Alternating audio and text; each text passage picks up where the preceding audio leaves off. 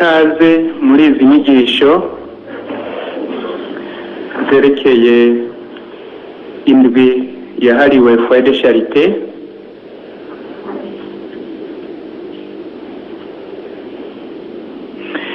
Indwi twahaye iri jambo ry'ihangiro: wabatijwe urungikwa gusubira kwatsa kw'isi umuriro urukundo ruriko rurazima. Wabatijwe urungikwa gusubira kwatsa kw'isi urukundo ruriko rurazima.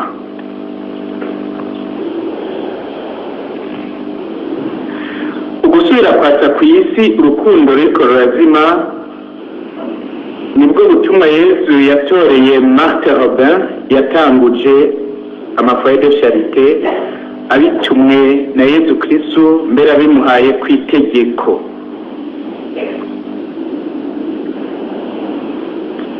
Nibwo butumwa rero n'ikigo ca foyer de charité cyashingiwe. Foyer de charité yashinzwe kugira ngo ubwo butumwa Yezu Kristu yahaye Martin Robin buranguke. Naryo jambo twashimiye ko riba ihangiro ry'iyi ndwi yose. Kuva uyu munsi rero gushika ku munsi wa gatandatu turazirikana isemo ku yindi ingene ubwo butumwa Yezu Kristu ashaka ko buranguka biciye kuri foyer de charité, ku bafoyer no ku bantu bose baza kuvoma muri foyer de charité. Muti none ni kubera iki mwateguye iyi ndwi yose? Ni kugira ngo abantu bamenye ko kubera urukundo afitiye abantu, Yezu Kristu yabateguriye inyishu y'ubukene bwa mbere bafise. Ubukene bwa mbere abantu rero bafise ntimweze baze ngo nubwo amafaranga ari hakwiye kw'isi no mu Burundi ari hakwiye. Nimweze ngo ubukene ni ubukene bw'ibintu byo kurya canke kunywa. Ibintu byo kurya canke kunywa biriho bikwiye. Ndabona ko hari abatavyemera kuko mu nzu w'abatabihari. None mu nzu w'abatabihari no kuba ko atabiriho mu Burundi.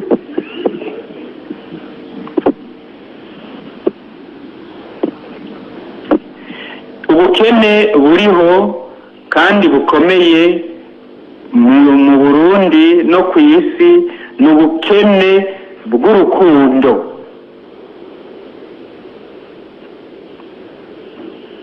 Yezu Kristu mu gihe yariko arabwira abigishwa biwe ibizoba mu bihe vya nyuma, yababwiye ngo urukundo rwa benshi ruzohororokerwa kubera ko akabi kazobandanya kongerekana. Mwisoma mu Njiri ya Matayo ikigabane ca 24 akarongo k'12 ngo urukundo rwa benshi ruzohororokerwa kubera ko akabi kazobandanya kongerekana. Urukundo rwa benshi ruzohororokerwa bitumwe n'uko akabi kazobandanya kongerekana. Yamara uzokwikumira gushika birangire azokira. Ukuhororokerwa k'urukundo nibwo bukene bukomeye buri kw'isi muri kino gihe. Urukundo rwa benshi rwarahororokewe bitumwe n'uko akabi kabandanya kongerekana. Nkako nyene imbuto itewe niyimera, kandi ngo umuntu yimbura ivyo yabivye. Ahatewe ikibi hamera ikibi, uwubivye ikibi yimbura ikibi. Yezu Kristu rero yatanze inyigisho ngo aburire abigishwa biwe bitegurire kuzoca mu bihe bigoye bo badahemutse kandi badataye akaranga kabo.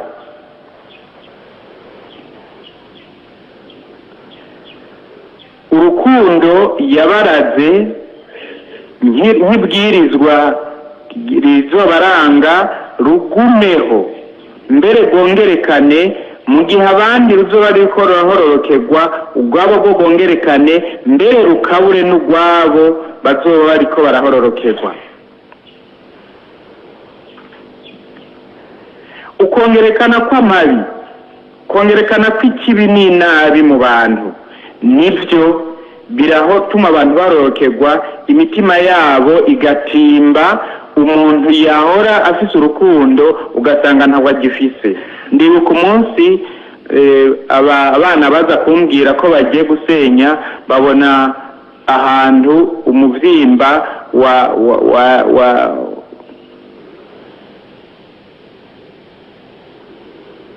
umuvyimba wahereye, niko nobivuga, ndabuze ijambo wasangukiye, ahantu umuvyimba wasangukiye, mugabo baca baramenya agahuzu k'uyo muntu yasangukiyeho, baca baza kumbwira ati kandi uyo muntu ni wa wundi twabura, twari twarabuze irengero ryiwe, none twe twaciye tureka gusenya duca turagira ubwoba, duca tuza kukubwira. Nanjye nkanza kubwira umukuru w'abasirikare yari ahari ko abana bambwiye ko ahantu epfo mu mikatusi mu ishamba abana babonye aho umuvyimba wasangukiye, kandi agahuzu arako wa muntu twabura agiye yambaye. Ndiko ndabimubwira rero nshimika kugira ngo ze kuraba, aca arankanura ijisho ngo mbega Padiri, ngo ko wigirisha ibigongo, ngo twe nta kigongo tugifise, twe nta kigongo tugifise, kubera ko ata kigongo bagifise, kuko uko bagumye babona imivyimba n'iyindi mivyimba n'iyindi mivyimba, bikoreye imivyimba bikoreye iyindi, baratinze baratinda, umutima ntibawugifise ikigongo. Twe nta kigongo tugifise, niko yambwiye.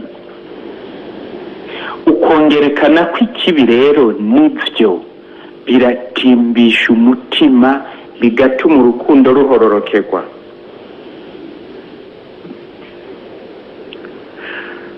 Ubukene rero bw'isi busumba ubundi bwose Yezu Kristo yaburiye abigishwa biwe, nubwo n'ubukene bw'urukundo nibwo bukene natwe dufise busumba ubundi aha mu gihugu cacu, bwatewe no kongerekana kw'ikibi mu bantu. Aha rero niho mbere duca tubonera ubutumwa bwa Yezu Kristu ingene buhambaye, n'ubutumwa bw'abakristu ingene buhambaye. Mu nyigisho rero y'uno munsi ariyo twashimye guha iri jambo ry'ihangiro, wabatijwe urungikwa gusubira kwatsa kw'isi urukundo ruriko rurazima. Wabatijwe urungikwa gusubira kwatsa kw'isi urukundo ruriko rurazima. Naho inyigisho igomba kudushikana, tuzirikana mu bintu bibiri. Icya mbere, akaranga n'ubutumwa bwa Yezu Kristu. Icya kabiri, akaranga n'ubutumwa bw'Umukristu.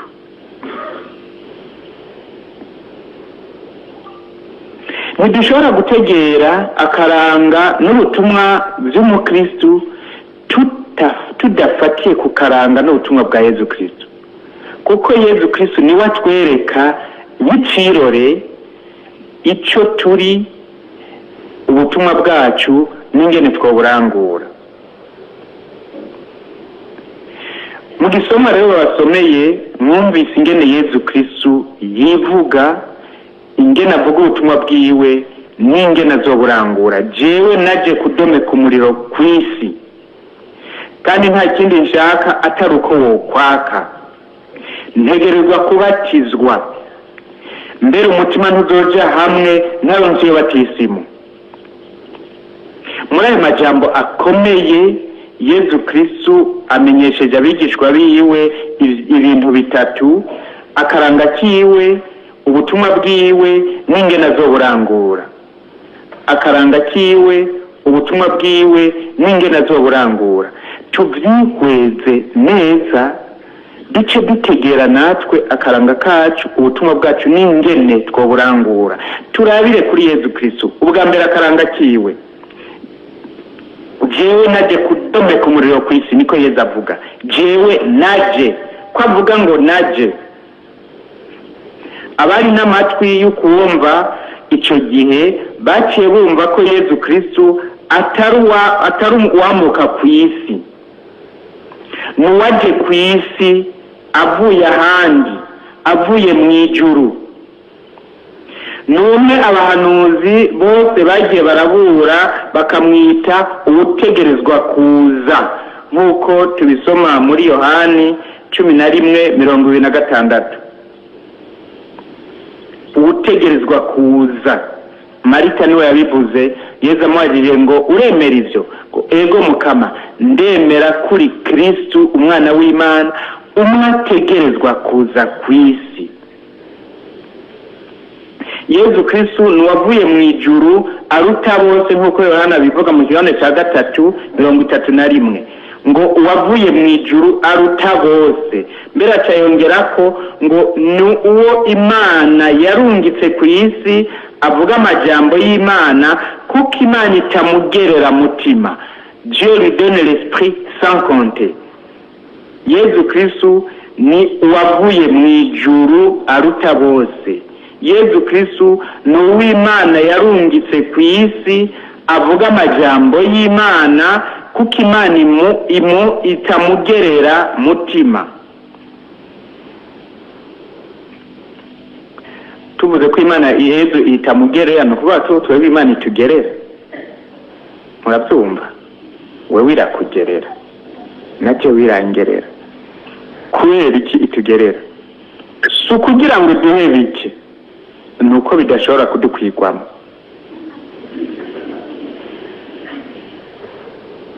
Iyaba Imana ye yashaka kuduha itatugerera, mugabo twebwe itatugereye ntibikunda, twoca dusandaba.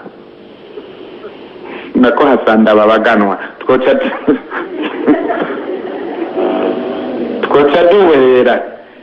Imana yashaka kuduha itatugerera, mugabo iteza kutugerera kubera amagara make yacu ntidushobora kwakira urukundo rw'Imana rwose. Yezu Kristu Imana imuha mutima itamugerera. Yezu Kristu rero ni umwana w'ikinege w'Imana, Mana iva ku Mana, muco uva ku muco, Mana y'ukuri iva ku Mana y'ukuri. We nyene yahavuye abyivugira atomora ati navuye kwa data nza ku isi, ubu naho ngira ngo mve ku isi nsubire kwa data. Yohani 16:28. Navuye kwa data nza ku isi, ubu naho ngira ngo mve ku isi nsubire kwa data. Ako niko karanga ka Yezu Kristu. Ni umwana w'ikinege w'Imana, ni Mana iva ku Mana, muco uva ku muco, Mana y'ukuri iva ku Mana y'ukuri. Ako niko karanga kiwe. Icya kabiri, ingingo ya kabiri, ubutumwa nako icya kabiri yamenyesheje. Bwa mbere yamenyesheje akaranga kiwe, harimo aramenyesha ubutumwa bwiwe muri aya majambo ngo jewe naje kudomeka umuriro kw'isi kandi nta kindi nshaka atari uko wokwaka. Akaranga kiwe amaze kwamenyesha, Yezu Kristu yamenyesheje ubutumwa bwiwe. Ubutumwa bwiwe nabwo nubuwe, jewe naje kudomeka umuriro kw'isi kandi nta kindi nshaka atari uko wokwaka. Ubwo nibwo butumwa bwa Yezu Kristu umwana w'Imana, kwaca umuriro kw'isi. Ico nico yaziye kw'isi, ico nico arondera, ico nico ginsiguro ibyo yavuze byose n'ibyo yakoze byose. Nta kindi ashaka atari uko uwo muriro wo kwaka. None uwo muriro avuga ngaha ni nyabaki. Ntiwitiranye rero n'uwo muziko cyangwa wo kumbabura, cyane data ngo mwiyumvire ngo ni umuriro w'ikizungu wa regidezo. Ni wa muriro uvugwa muri Bibiliya. Muri Bibiliya rero bavuze umuriro bashaka kuvuga ikimenyetso cy'aho Imana iri. Ni wa muriro Musa yabona ururumba mu gisaka kirurumba ariko ntikirimuke.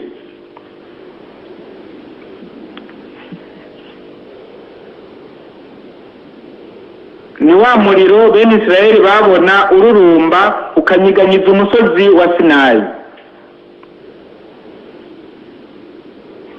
Ni wa muriro washungurukira ku batumwa ukicagura ukaza guhagarara ku mutwe w'umwe mu gisa n'imbeya z'umuriro. Uyo muriro niwe Yezu Kristu yaje kwatsa kw'isi, n'umuriro w'Imana, umuriro w'urukundo rw'Imana, urukundo rurumba rutarimura.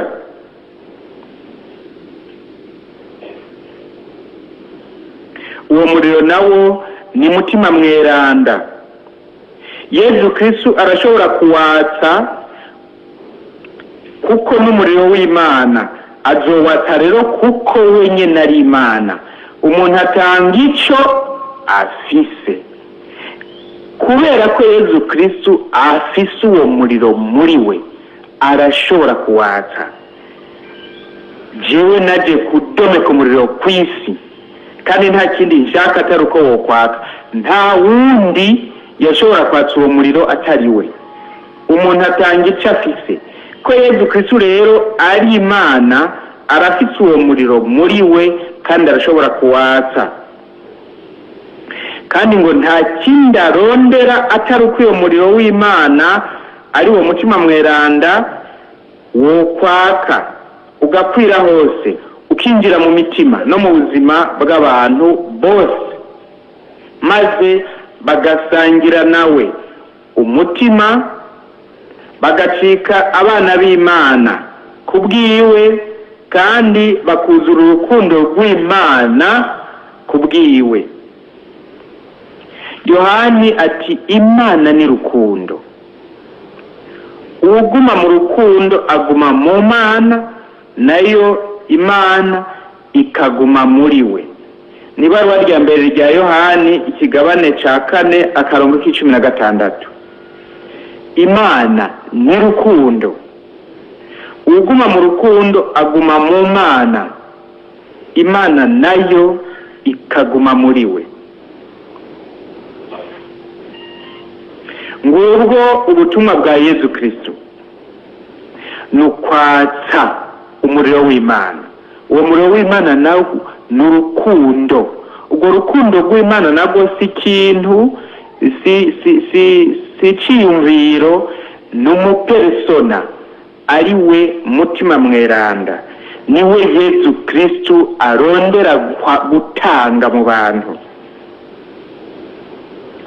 Ngubwo ubutumwa bwiwe. None aburangura gute? Ingene aburangura? Ntegerezwa kubatizwa. Avuze ati ntegerezwa kubatizwa. Mbere umutima ntuzoja hamwe ntaronse iyo batisimu. Nta yindi nzira, nta bundi buryo bushoboka kugira ngo uwo muriro wake mu mitima y'abantu no mu buzima bwabo atari uko Yezu Kristu ahawe batisimu, aronse batisimu. None batisimu Yezu avuga ni nyabaki, dutegere neza ko atari nk'imwe wowe waronga. We bagusutse ko akama k'amazi utuma dutatu.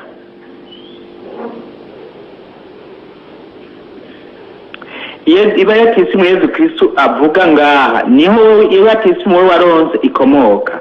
None ni iyihe? Mu ijambo kubatizwa risigura kwibizwa. Kubatizwa risigura kwibizwa. Yezu Kristu amenyesheje abigishwa biwe ko ategerezwa kwibizwa mu bisehuzi n'imikuba y'ububabare butavugwa, gushika no mu rupfu, yibizwe gushika no mu kuzimu, kugira ngo umuriro w'Imana ubone kwaka mu bantu.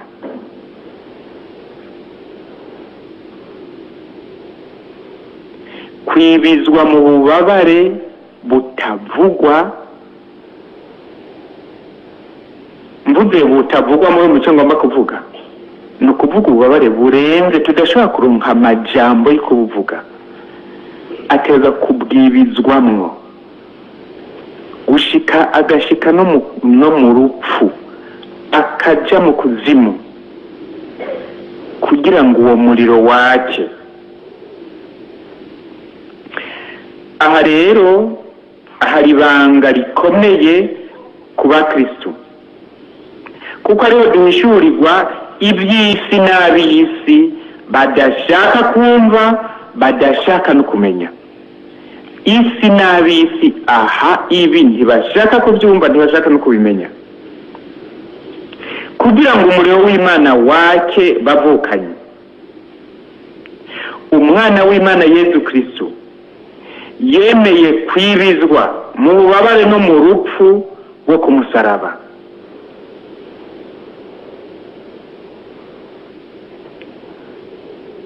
Wenyine yivugira ngo byari ngombwa ngo umwana w'Imana arinda ayo magorwa yose, byari ngombwa ko rero we azi byose avuga ko ari ngombwa, ni ukuvuga ko nta yindi nzira, nta bundi buryo buriho.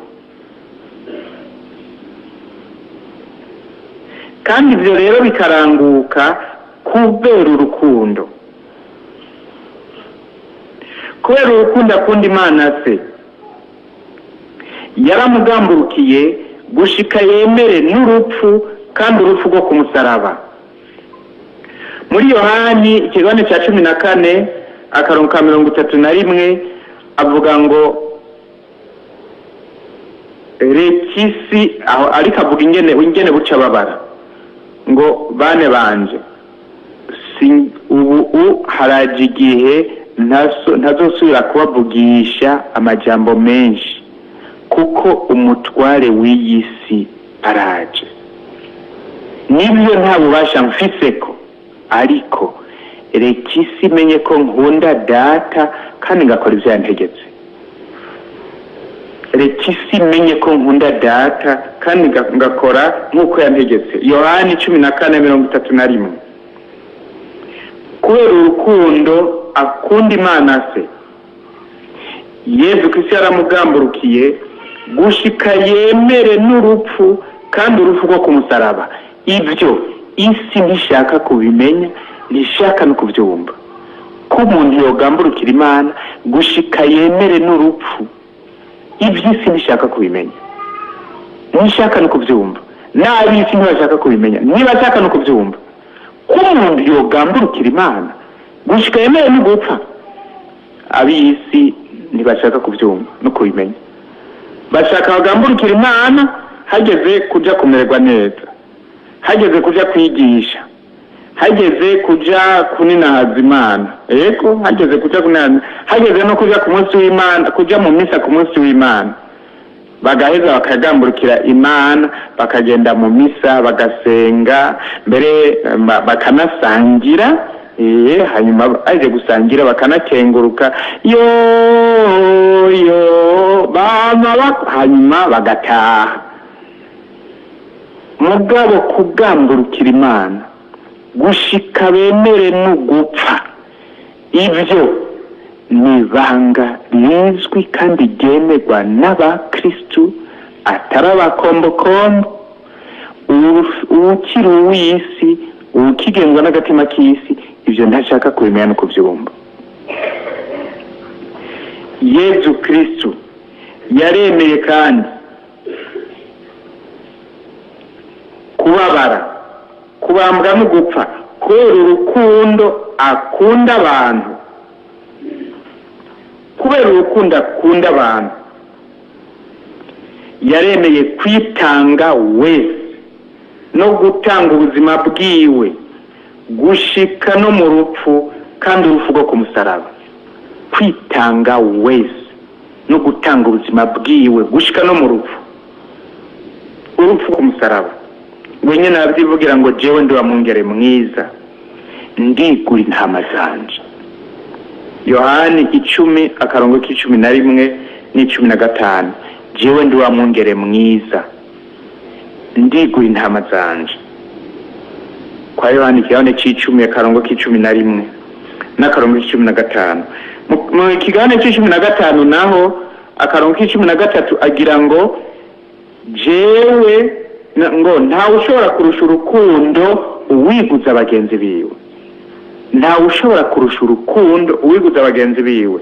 Kubera urukundo rero akunda abantu yita abagenzi biwe, Yezu Kristu yaremeye kwitanga wese no gutanga ubuzima bwiwe.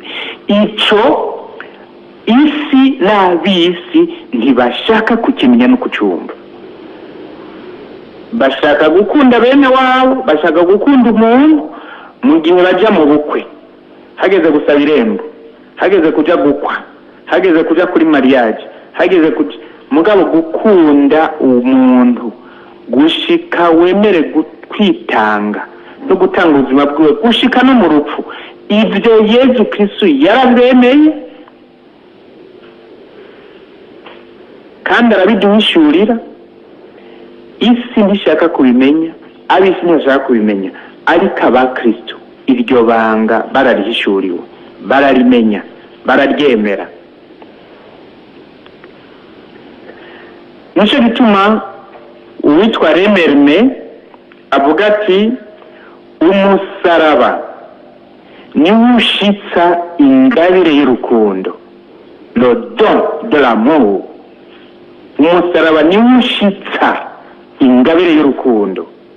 Akabandanya ati umusaraba ugaragaza ukugamburukira Imana gushika kumanikwa, ugaragaza kandi ugutangira abandi ubuzima gushika no mu rupfu. Nico gituma uwa gatanu mweranda ari umunsi w'urukundo, kandi urwo rukundo nibwo rwazutse, nibwo rwaninahajwe.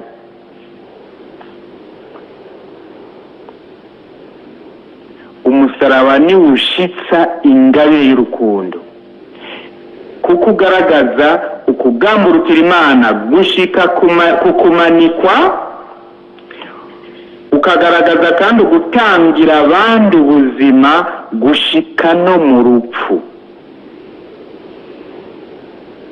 Uwa gatanu mweranda ni umunsi w'urukundo, kandi urwo rukundo nibwo rwazutse, nibwo rwaninahajwe. Uwitwa Jeanne Mora ni umugore w'umutaliyanokazi, yari umudokiteri, umugabo wiwe nyine akaba umudokiteri. Umunsi umwe yari yibungenze aja gupimisha imbanyi, bacamubwira ngo iyo mbanyi utemeye ko tuyikurayo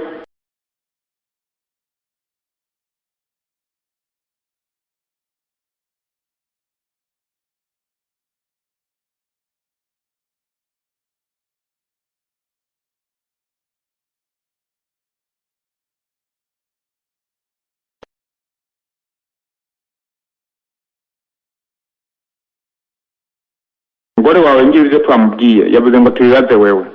Umugabo we ati yerega yabahenze, none nije ndayitwaye. Kwiyonga ari wayifise kandi akaba ari uzohitana, mwumva ari cyo ufata ingingo mu kibanza ciwe, yabahenze mwibarize wenyine afata ingingo. Bacatuma ko Jeanne Mora ati umugabo wawe yatubwiye ko ari we ufata ingingo kandi niwe uzohitana.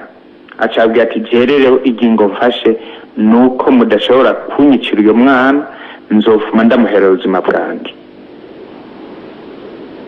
Uko byagenze nuko by'ukuri iyo mbanyi yarakutse, haragera igihe Jeanne Mora agwara, mbere arahwera, mugabo umwana arakira.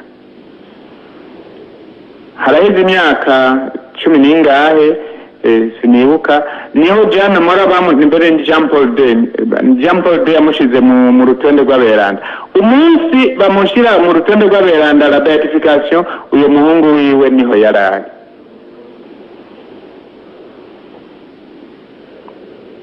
Niho yarari, baranamwerekana ati uyu watanze ubuzima bwe kugira abeho niwe tugiye dushire mu mugwi wabemejwe kwa beranda.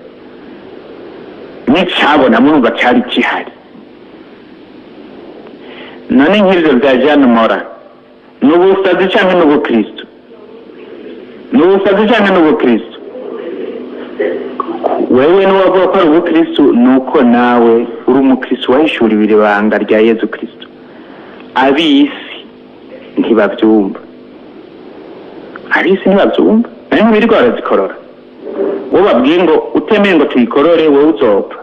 Korora jewe mbe ndarya dukeyi kuri iyi si.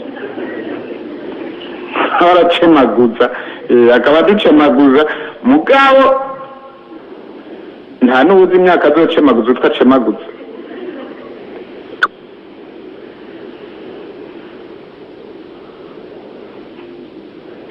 Uwa gatanu mweranda ni umunsi w'urukundo, kandi urwo rukundo nirwo rwazutse, nirwo rwaninahajwe.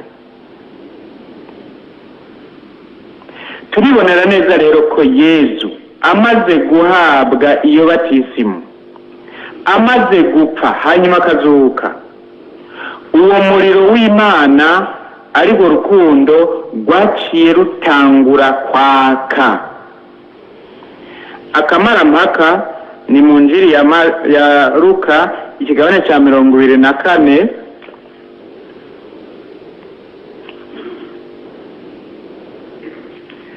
aho uwo muriro watsemwo bavyivugira bo nyene ngo yo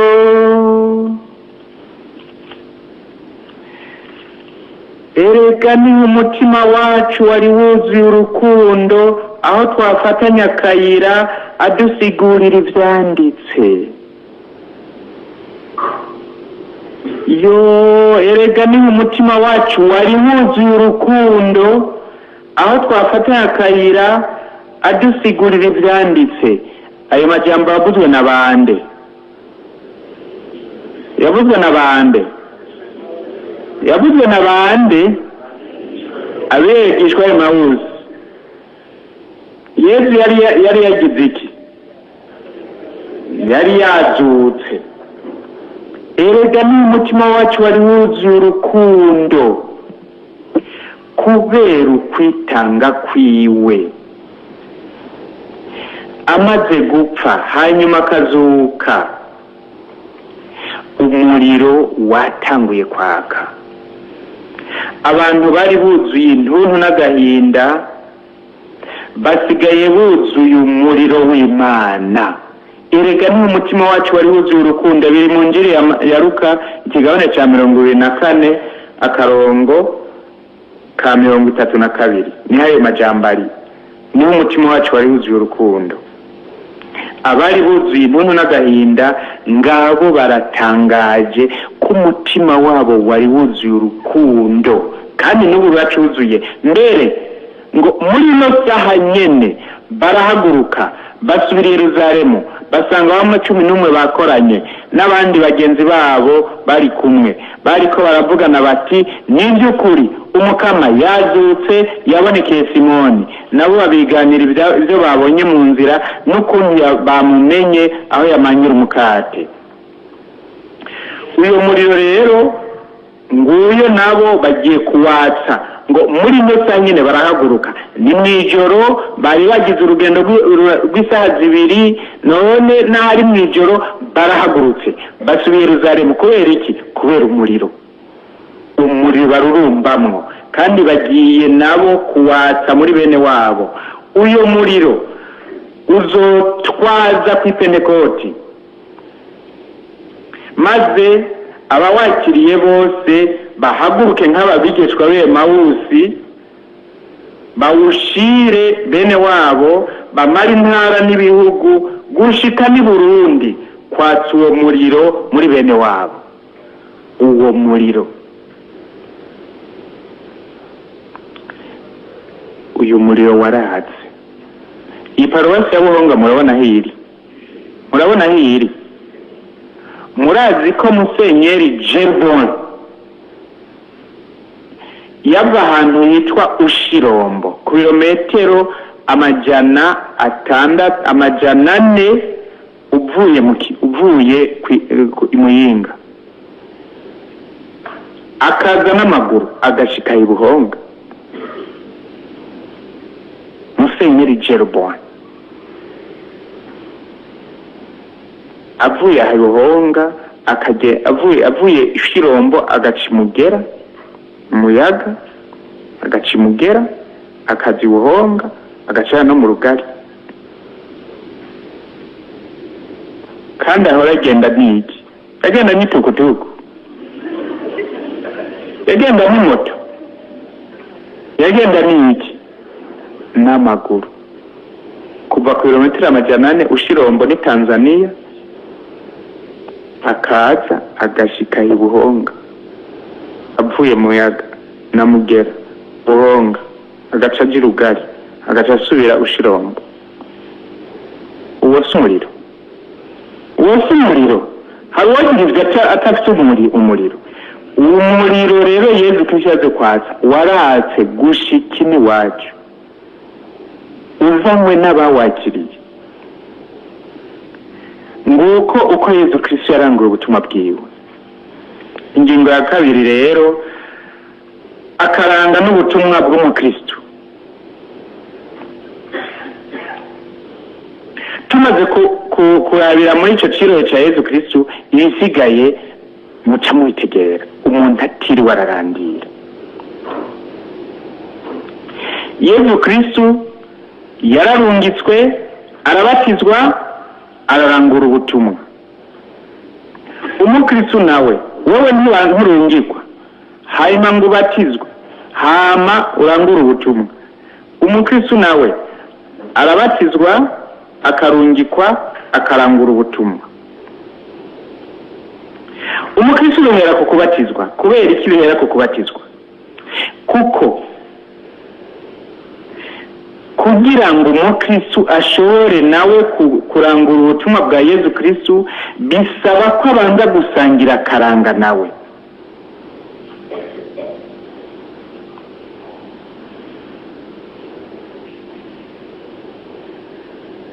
Akifatanya nawe akanywana nawe kugira ngo uwo muriro wa Yezu Kristo umujemwo umururumbemwo azabone nawe kuwatsa kuko nta utangisha adafise.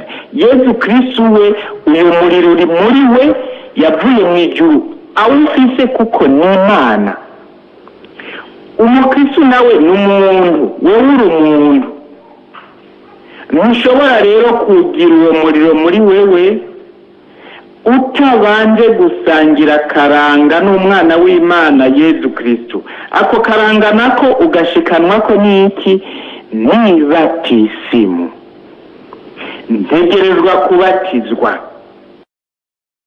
Awewe kugira ngo uteza kubatizwa kugira ngo umaze kwemera Yezu Kristo ukamwakira usangire nawe akaranga kuko umwana w'Imana. Yohana ati abamwakiriye bose abemeye izina ryiwe yabahaye ububasha bwo kuba abana b'Imana. Ni injiri ya Yohana ikigabane ca mbere akarongo k'12.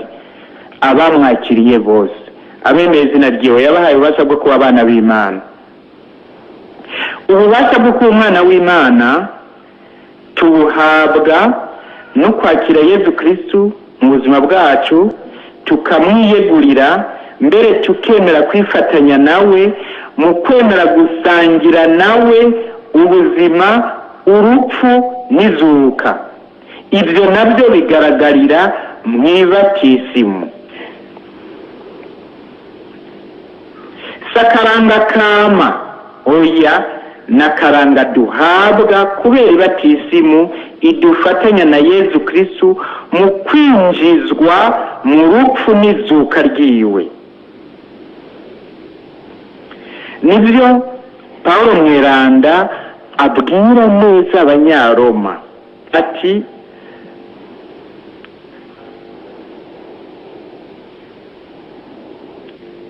twebwe twese twabatijwe muri Kristo Yezu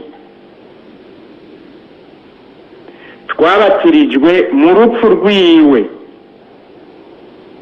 Twabatijwe mu rupfu duhambanwa nawe kugira ngo nk'uko Kristo yazuwe mu bapfuye n'ubunahazwa bwa se aba ariko natwe twigenza mu buzima bushasha.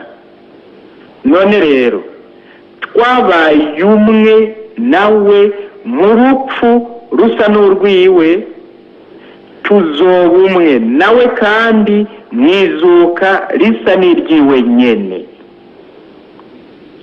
Ntitubiyobegwe, umuntu wacu wa kera yarabambanywe nawe kugira ngo wa mubiri w'igicumuro ucike ubusa, tureke kuba abaja b'igicumuro.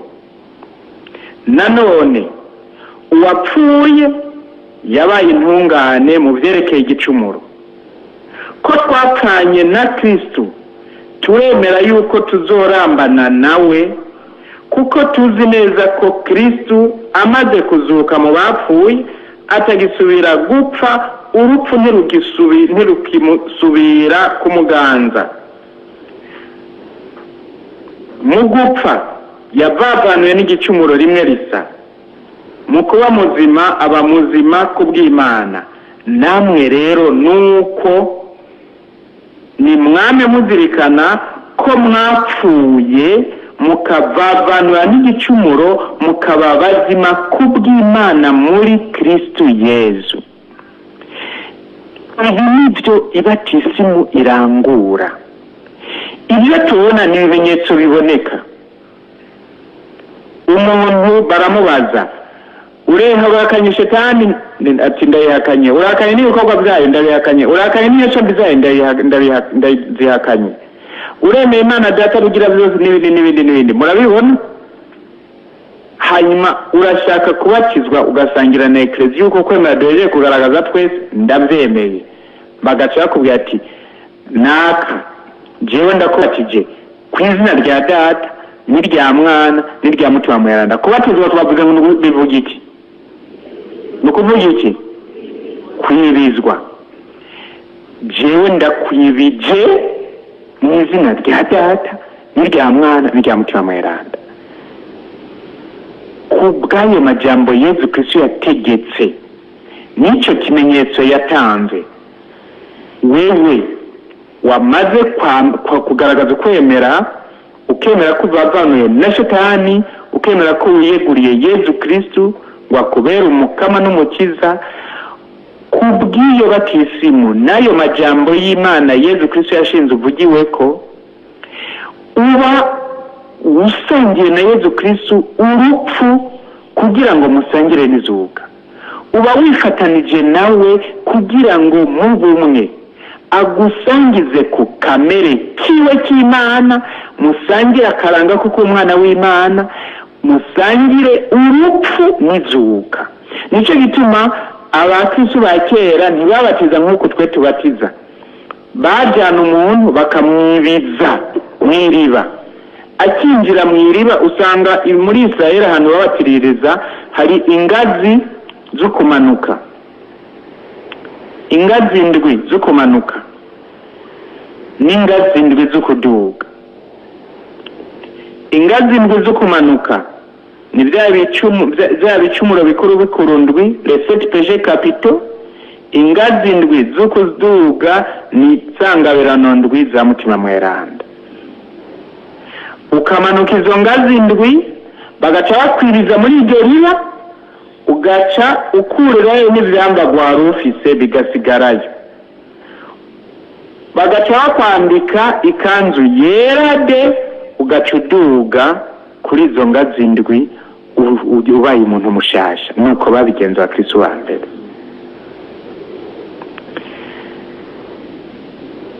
Kubera ko ibyo bintu murumva ko bitorosha igihe cyose kandi bidashoboka igihe cyose, murabyumva? Ariko umuntu ashatse kubatizwa gutyo ntibibujijwe. Ushaka kubatizwa gutyo igihe ushobora kubyisabira, kuko ari nk'uruyoya ushobora kubyisabira, kandi uruyoya kugwibiza mu mazi usanga atari ibintu byoroje rwose.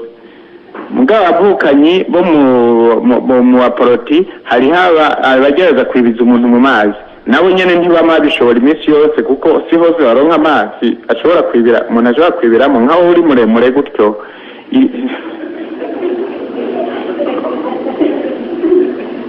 Mugabo barakujyana ugapfa umuyahagararamo.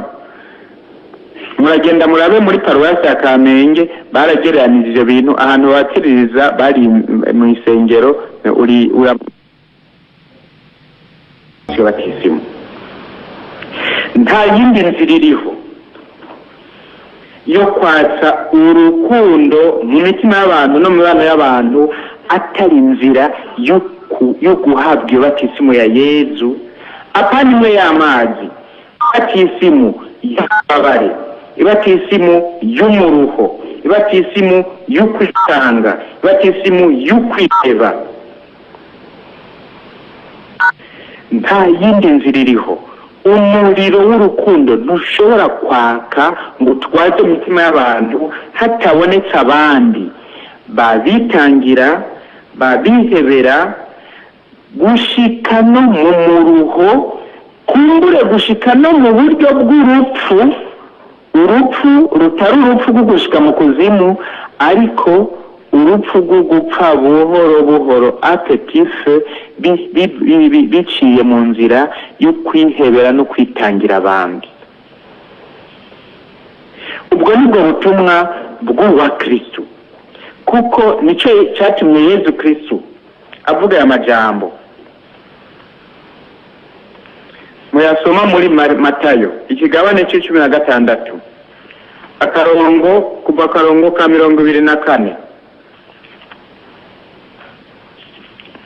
Matayo 16 guhera ku karongo ka 24 ngo hanyuma Yezu abwira abigishwa biwe ati, ushaka kunkurikira ni yihebe, yikorere umusaraba wiwe ankurikire.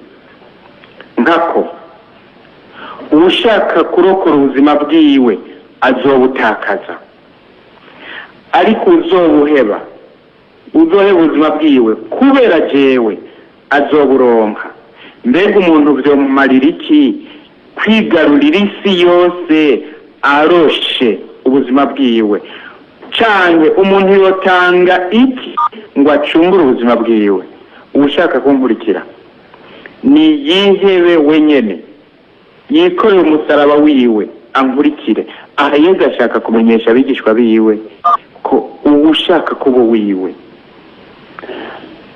azotegereza guca mu nzira nawe yaciyemwo, ubutumwa bwiwe azoburangura mu guhabwa ibatisimu nk'iyo yahawe.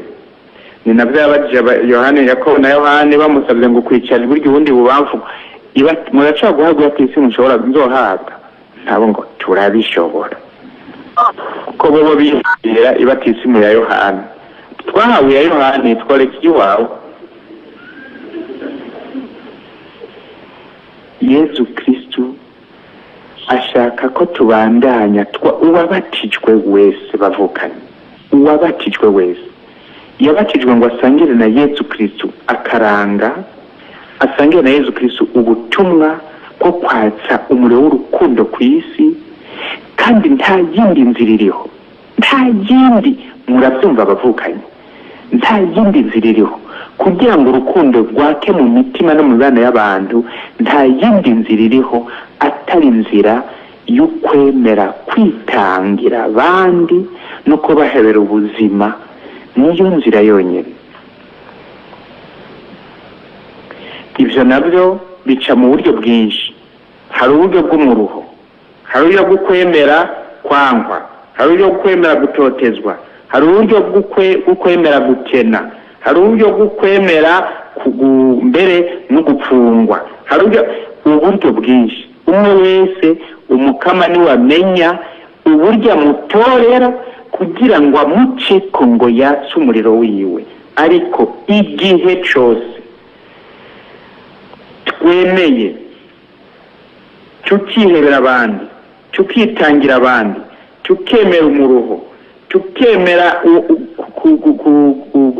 kuvavanura n'icyo cyose kitujyana mu mpengamiro y'ukwikunda, y'ukwikwegera ko no kwirondera, tugashima gukorera abandi no kubitangira, umuriro w'urukundo uraheza ukaka. ngo bw'uburyo bwo kwatsa umuriro, jewe nicyo nabatiririjwe, nawe nicyo wabatiririjwe.